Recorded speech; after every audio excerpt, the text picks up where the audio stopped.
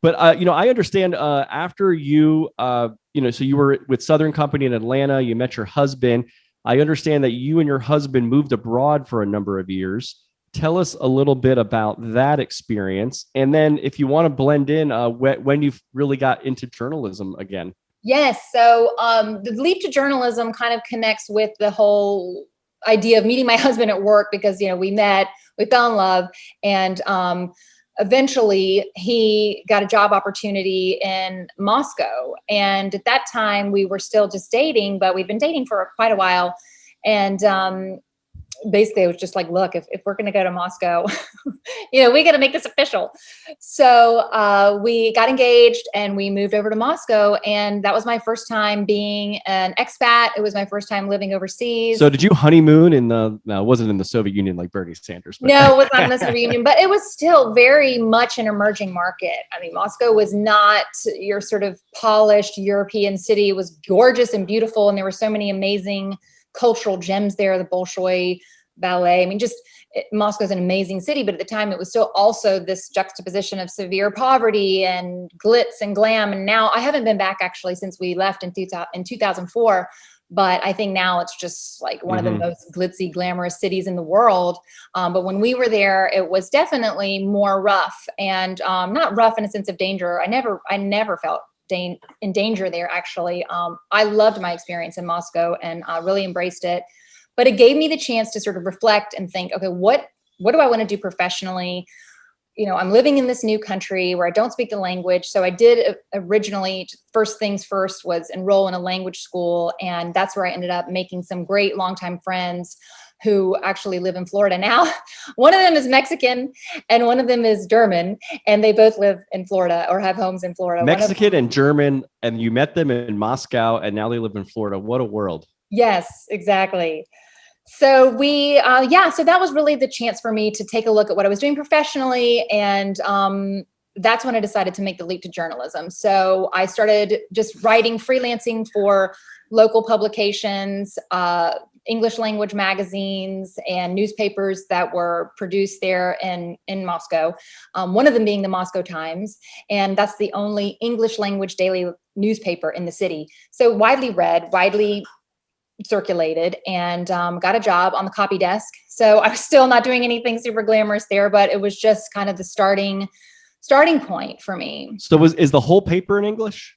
The whole paper's in English. So it's an English language daily newspaper produced in Moscow. Did you find that you had like a unique advantage being an English speaking, expat, or were there a lot of other people like that? I did have an advantage, and that's there weren't a lot of people moving to Moscow, asking to work at the Moscow Times who were Americans. English was their native tongue, and who had experience, with writing professionally. So that definitely gave me an advantage. But it's still, I was still early in my career altogether. The PR part, I had worked for 5 years. I was 5 years into being an adult, so to speak, but knew I wanted to make this career change.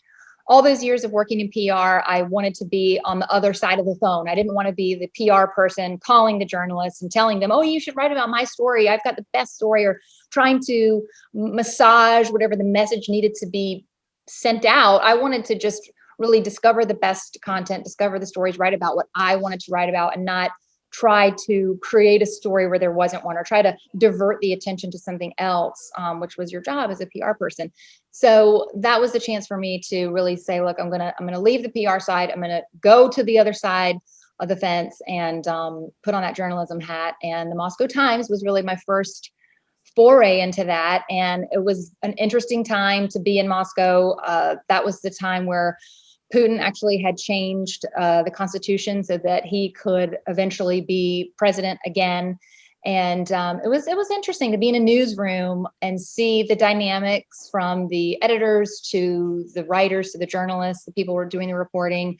I did write some business profiles, and I had some bylines in the paper there, which none of them were political or even close to it. So I wasn't being looked at or scrutinized in terms of the content I was putting out. It was really just for me an experience to soak it all in and, be on the newsroom floor in Moscow of a newspaper that was widely read by every expat, every English language person living in the country, probably at that time. I'm a very curious person by nature, which is what I think drew me to journalism. But before moving to Russia, I never thought about Russia. I never thought about, geopolitical issues, really. I was just 20. At that time, I was 26 years old and, just kind of realizing the bigger world around me. So it was definitely eye-opening, and definitely was the beginning of a lifelong journey of learning about other cultures, appreciating other cultures, and just, yeah, realizing that we're so lucky to have the freedoms Yeah. that we have. So Russia wasn't your only foreign living experience for you and your husband. What came after this? So after Russia, we lived there 2 years, and then his job assignment changed, and we moved back to DC. We moved to DC. We moved back to the U.S., and he had an opportunity with a company based there. So we left, and like I said, we're based in the DC area. We lived in Northern Virginia, in Alexandria, and I was actually pregnant at the time. So it was a good time to just sort of come back to the States, regroup. But I started really thinking, okay, I'm a journalist now. I'm no longer a PR person.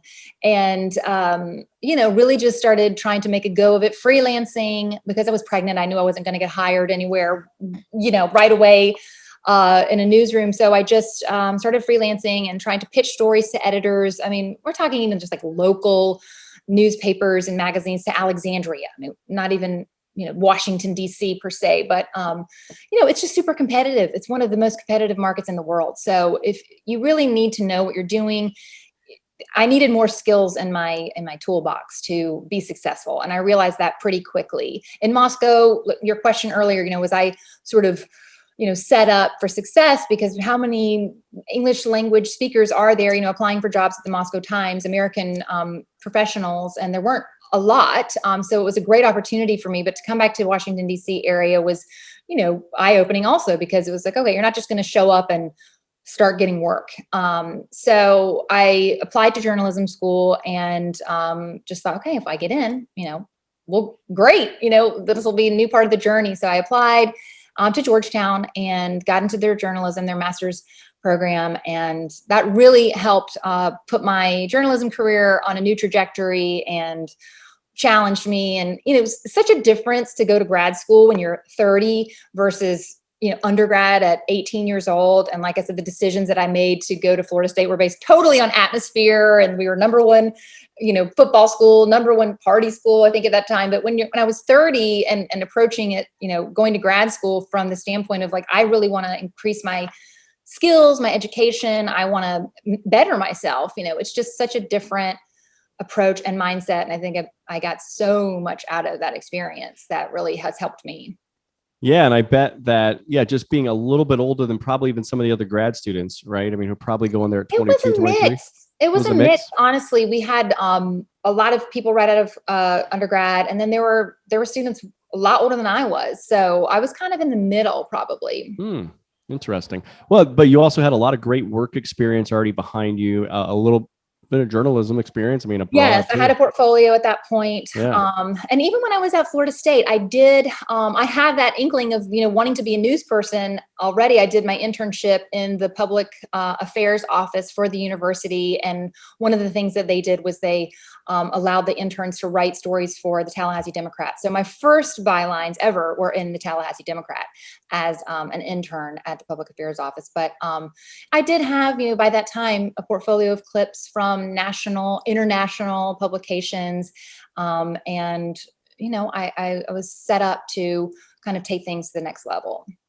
And did the journalism school, was it partly that it was great because of what you learned in the classroom, or was it also maybe the connections, maybe some of the professors and the connections you might have made? Yeah, I think it was the rigor of the program for sure made a huge difference for me. And it just gave me so much writing experience and great critical feedback that I think everyone needs. You need that hard critic to sort of say to you, this could be better, that could be better, this is what you're doing wrong. Even some classes where we would have a lot of journalists who are working in the field come in, speak to the class, and just say, this is the structure that the story has, just almost like a recipe. So things like that really opened my eyes, that, I hadn't had in undergrad, or I didn't already know.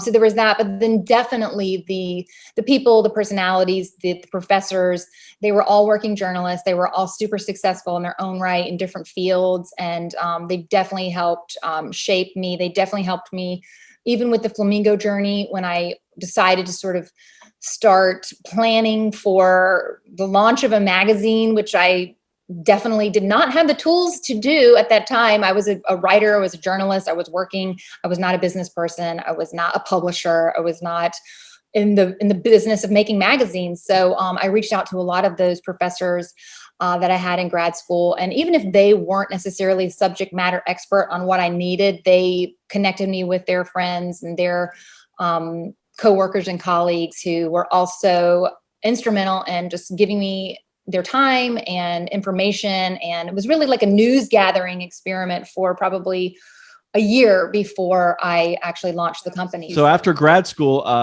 tell us the path from that point on to come. I think you left the country again, and then you came back to Florida. When did that all happen?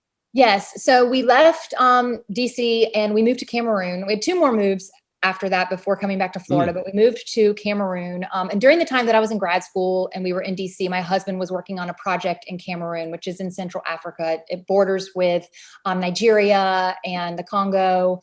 So it's definitely not Cape Town. Let's put it that way. It's not South Africa. It's very much an underdeveloped country, an emerging market. And yeah, so he was working there during that time when I was in grad school, commuting, 2 weeks there, a week at home, 3 weeks there, a week at home.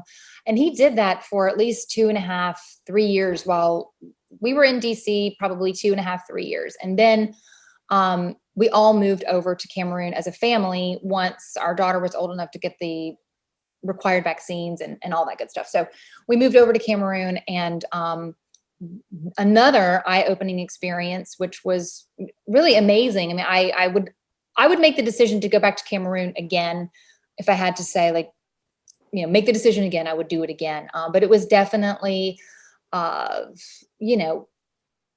was. Some people might say it was dangerous. We had a toddler. She ended up getting malaria twice.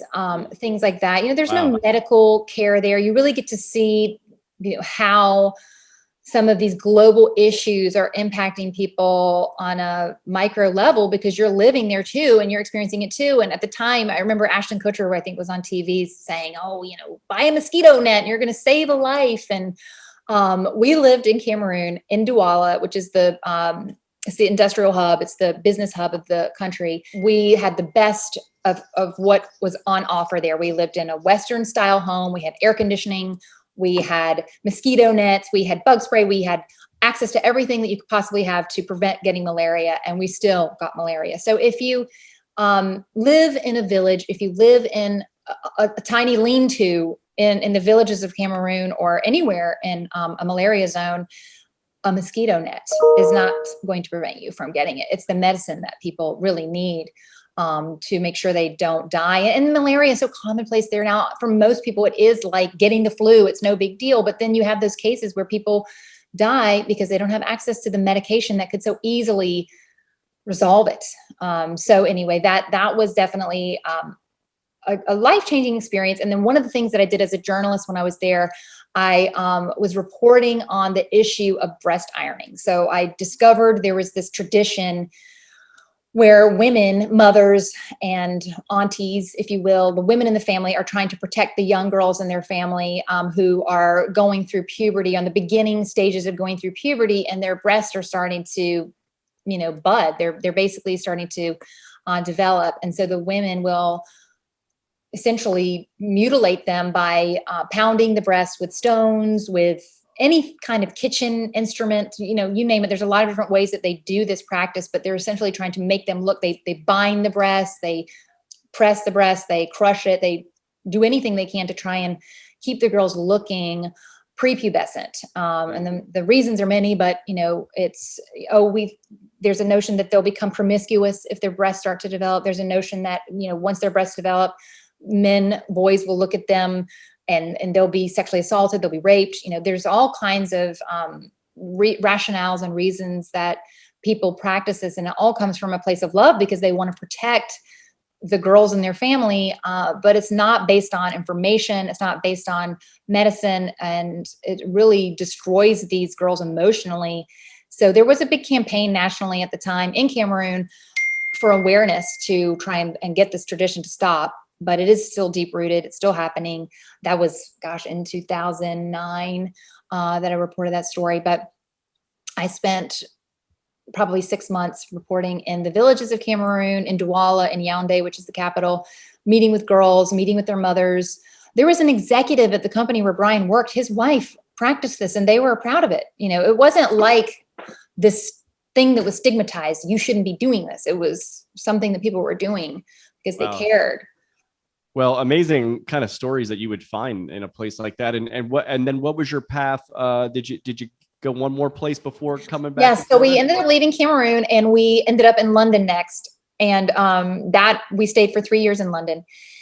And that's when I worked at the Times of London in the newsroom there, working on the digital desk and working at night again. And I had 2 night shifts, Moscow Times and the Times of London, and just really soaking it all in like a sponge, because it was, again, sort of like the Georgetown, the Washington Post experience. Just, you're in one of the most, respected news organizations in the world, one of the most widely read in the world. And just the opportunity there to learn from the editors and the other writers and the other people, editors and digital desk people that were, I wasn't writing for the Times. I was editing, like I said, their digital, the iPad edition, actually, because then it was just iPads had just come out.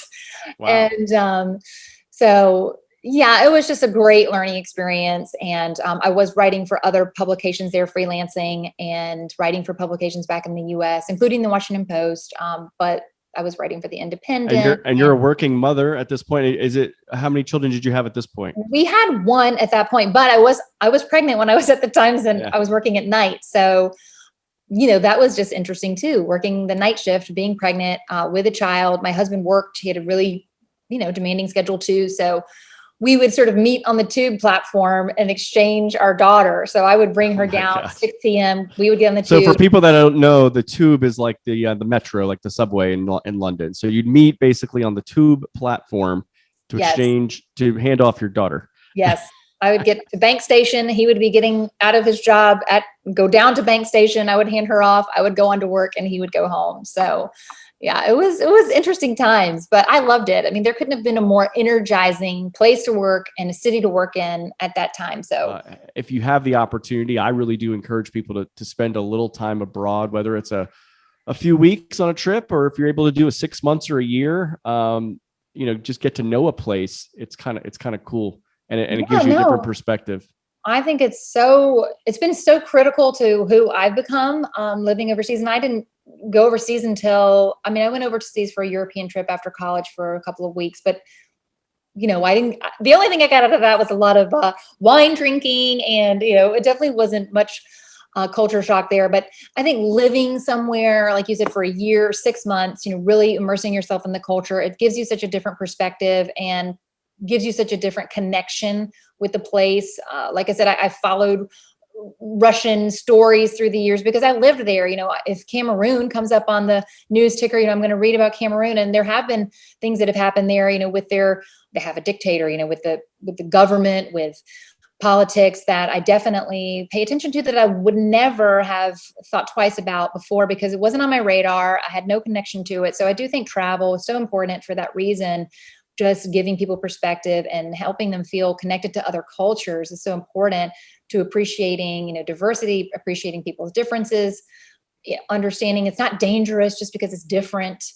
A lot of that is also just your own view of the world and your own personality and your own mindset, because living abroad as an expat and especially as an expat wife, my husband's job is what took us overseas, and I was following his job, and I made my own professional way there. But a lot of the other expat wives did not, and they hated it, and they weren't going to embrace the situation whatsoever. They just wanted to find anything that looked like home.